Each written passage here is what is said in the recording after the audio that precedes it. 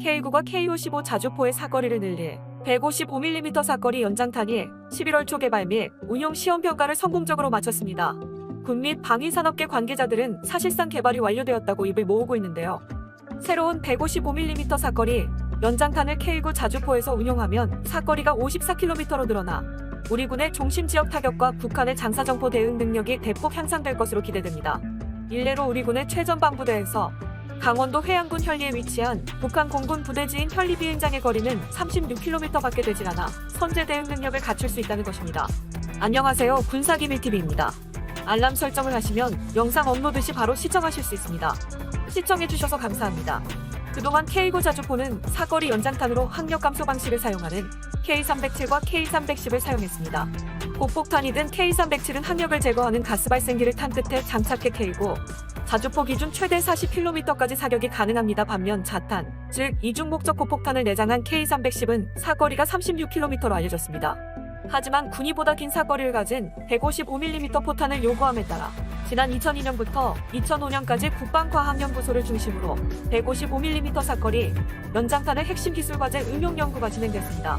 지난 2014년 제75회 방위사업추진위원회를 거쳐 155mm 사거리 연장탄 사업 추진 기본 전략 수정안이 통과된 이후 경쟁 끝에 우리나라의 대표 탄약 제조업체인 풍산이 155mm 사거리 연장탄 시제 개발에 나서게 되었습니다. 155mm 사거리 연장탄은 기존과 달리 항력 감소 방식과 로켓 보조 추진 방식을 모두 사용하는 특이한 포탄입니다. 즉 항력을 제거하는 가스 발생기 사용 이후 내장된 고체 로켓이 점화해 날아가는 것입니다. 이 때문에 사거리가 비약적으로 향상된 것인데요. K9 자주포 기준 고폭탄의 경우 54km, 이중 목적 고폭탄을 내장한 포탄은 45km의 사거리를 갖는 것으로 전해집니다. 방위산업계 관계자에 따르면 수조 원대의 예산 규모를 자랑하는 155mm 사거리 연장탄 사업은 향후 군이 11만 4천여 발을 도입할 예정입니다. 또 현재 개발이 완료됨에 따라 2022년경 양산 계약이 체결될 가능성이 크다고 전망했습니다. 본격적인 양산에 들어가면 수출 가능성도 커지는데요. K9 자주포의 경우 터키, 인도, 핀란드, 노르웨이, 에스토니아가 운용 중이며 향후 호주가 도입할 예정입니다. 이 밖에 폴란드는 K9 자주포의 자체를 도입했습니다. 운용국 가운데 몇몇 국가는 K307과 K310 포탄을 우리나라로부터 수입해 쓰고 있습니다. 이 밖에 155mm 사거리 연장탄 가운데 고폭탄을 사용하는 포탄은 탄도 수정신관을 사용할 예정입니다. 일반적으로 포탄은 사거리가 늘어나면 오차도 같이 증가하는 문제가 있습니다. 이 때문에 군은 155mm 사거리 연장탄 중 고폭탄은 탄도 수정신관을 장착해 명중률을 높인다는 보관이 나온 것입니다. 155mm 사거리 연장탄용 탄도 수정신관은 해외 도입과 국내 연구 개발을 놓고 검토 중인 것으로 전해집니다. 기존 40km였던 K9의 사거리가 54km로 비약적으로 늘게 되면서 K9는 부산 영도에서 대마도를 직접 겨냥할 수 있게 되었습니다. 대마도 포격로는 선제 공격용보다는 일본이 독도를 침공했을 때 대응하는 시나리오 중 하나입니다.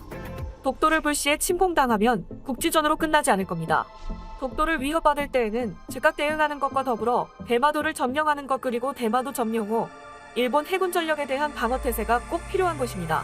일본 육상자위대 간부학교 교관 출신의 군사 전문가이자 군사 저널리스트인 다카이 사부로는 일본 공군 자위대가 독도에 대한 폭격이 시작되면 특수부대가 잠수함을 통해 상륙하며 큰 어려움 없이 독도 침략 작전이 완료 가능하다고 주장했습니다. 그러나 이어 사부로는 한국이 이후 대마도를 공격해 정치적 교환을 노릴 가능성이 있다고 주장했고, 제공 전투기와 지상 공격기 분야에서 한국이 우세하고 특히 육상 전력은 한국이 절대적 우세여서 한국의 기습을 막아내기가 쉽지 않다고 주장했습니다. 위와 같은 만일의 일 대비해서라도 현재 한국의 육상 전력의 성능 개량은 필수적입니다. 이번 사거리 연장탄의 운용 시험 평가를 마친 K9는 한층 더 강력한 성능을 뽐낼 준비를 하고 있습니다. 바로 성능 개량의 일환인 K9A 사업으로 고반응 원격 자동화 화포 시스템을 적용할 준비를 하고 있는데요. 즉 무인 자율 포탑화 시스템 구축을 말합니다. 최근 이러한 원격 사격 통제 체계는 전 세계 방산업계의 큰 화두로 떠오르고 있습니다.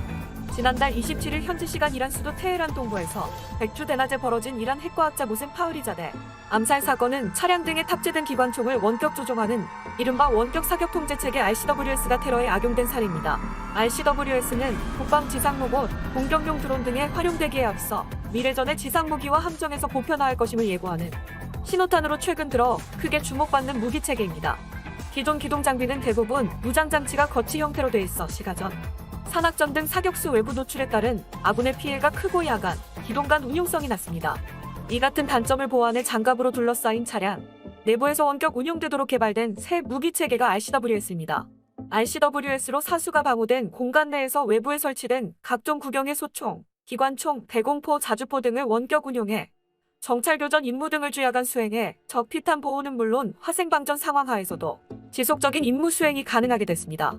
국내 RCWS 전문가들은 이란 핵과학자 암살 사건처럼 정차된 차에 설치된 기관총을 원격 제어하는 것은 RCWS의 기초 기술에 불과하다고 말했습니다. 고화진 국방기술품질원연구원은 장갑차, 전술차량, 전차, 자주포, 함정뿐 아니라 자율주행하는 무인 차량 등의 K4 40mm 유탄 발사기, K6 12.7mm 기관총뿐 아니라 30mm 기관포, 제블린 대전차 미사일, 대공 대전차 미사일, 연막탄 발사기 등 다양한 무장을 장착하는 추세로 진화하고 있다고 말했습니다.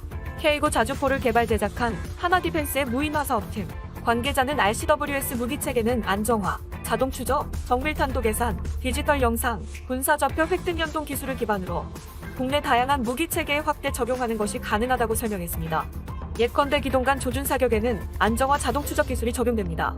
사격 정확도를 극대화하는데 화기별 정밀탄도 계산 및 자동 보정 기술 탑재 체계 간 연동 결심 타격을 위해 레이더 전투체계 총성 탐지 센서, 네트워크 연동 기술 등 4차 산업혁명 시대 과학이 총동원됩니다.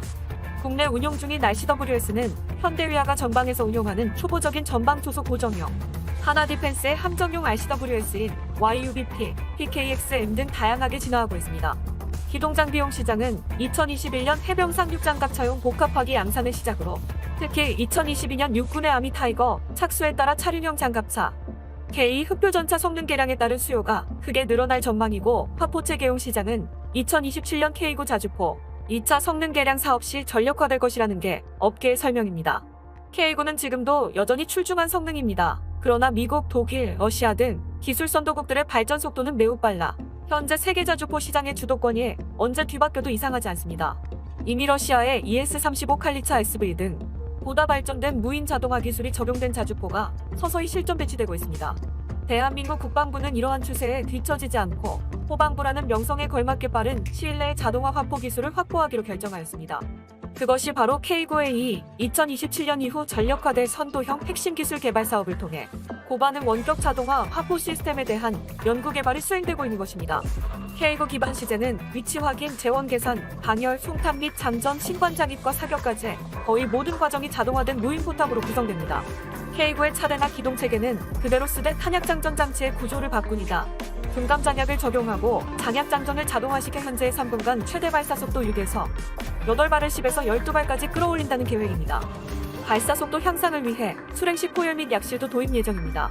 이외에도 지속 사격 능력의 확보를 위한 강선 내마모 코팅 도금 기술과 분감 장약 기술, 주퇴력 최소화를 위한 연식주퇴 기술이 적용됩니다. 무인 포탑화되어 승무원도 3명으로 줄어들고 BTCS를 통해 포탑을 원격으로 제어하는 것도 검토 중입니다. 사격 지휘 체계도 자동화하여 사격 신속성을 증대시키는 연구도 진행 중입니다. 이러한 개량들이 적용되면 시뮬레이션 결과에 의해서 3배 향상되리라 예측되었습니다. 세계적 권위를 인정받는 스톡홀름 국제평화연구소 SIPRI 자료에 따르면 K9는 지난 2000에서 2017년 세계 자주포 수출 시장에서 절반 가까운 48%를 차지하며 압도적인 1위를 기록했고 2018년 기준으로 총 572문이 수출돼 독일 FZ H2189문, 프랑스 카이사르 CAESAR 175문, 중국 PLG 45 128문을 크게 앞섰습니다. 앞으로도 K9의 점유율은 크게 바뀌지 않을 것으로 예상됩니다. 세계 시장에서 경쟁력을 유지하기 위해 K9 자주포는 K9A2, K9A3 등 성능 개량형을 지속적으로 개발해내고 있기 때문입니다. K9의 호주 수출이 유력한 가운데 영국, 캐나다 등 영연방 국가들을 대상으로 수출길이 열릴 것으로 기대하고 있습니다. 이성수 하나디펜스 사장은 호주는 파이브 아이즈의 일원으로 영향력이 큰 국가라며 선진국의 까다로운 심사를 뚫어내면서 한국 무기의 수출길도 더욱 넓어질 것으로 기대된다고 말했습니다. 영국은 2026년부터 자동화 포탑과 원격 구동 기술 등이 적용된 차기 자주포를 도입하고자 올해 상반기 주요 업체에 사전 정보 요청 RFI를 진행했습니다. 최소 5조 원 예산이 확보되어 있는 영국 차기 자주포 사업에는 K9의 성능 개량형인 K9A가 제한될 예정입니다. 2차 세계대전 이후 첨단 전투기가 속속 등장하면서 군사력의 우위는 주로 공군력에 의해 평가되곤 합니다. 하지만 포병 화력은 여전히 전장을 지배하는 중요한 요소입니다. 아무리 제공권을 장악했더라도 보병이 꽂는 깃발이 승리의 최종 공식이라는 사실은 여전히 유효합니다. 무기체계의 수출 측면에서도 자주포는 매우 유망한 분야입니다. 세계적으로 전면전 위협이 낮아지면서 국지전에 투입할 수 있는 자주포 같은 재래식 무기는 방산 시장에서 여전히 생존할 가능성이 높기 때문입니다. 그래서인가요? 화력 덕후인 국방부는 포방부라 불릴 정도로 대량의 예산을 포병 전력에 몰아넣어 포병 부대 중심에 지상군 화력 강화에 미칠 듯한 집념을 보여주고 있습니다. 고려시대의 수질구 국로부터 내려져 오는 한반도의 국방 역사는 곧 수천 년을 이어온 화력 지상주의의 역사를 대변합니다. 그 역사의 한 획을 긋는 명품 K9의 우수성은 하루아침에 만들어진 것이 아닌 중국과 일본, 북한과의 치열한 전투 속에서 성장해온 것이죠. 앞으로도 끊임없이 개발돼 우리나라의 화포 전력들이 전 세계를 누비며 공산주의와 제국주의를 타파하고 자유의 상징이 되는 날이 오길 간절히 바라봅니다. 본 영상은 유튜브 채널 군사기밀TV에서 제작하였으며 도움이 되셨다면 좋아요와 구독하기를 눌러주세요. 알람 설정을 하시.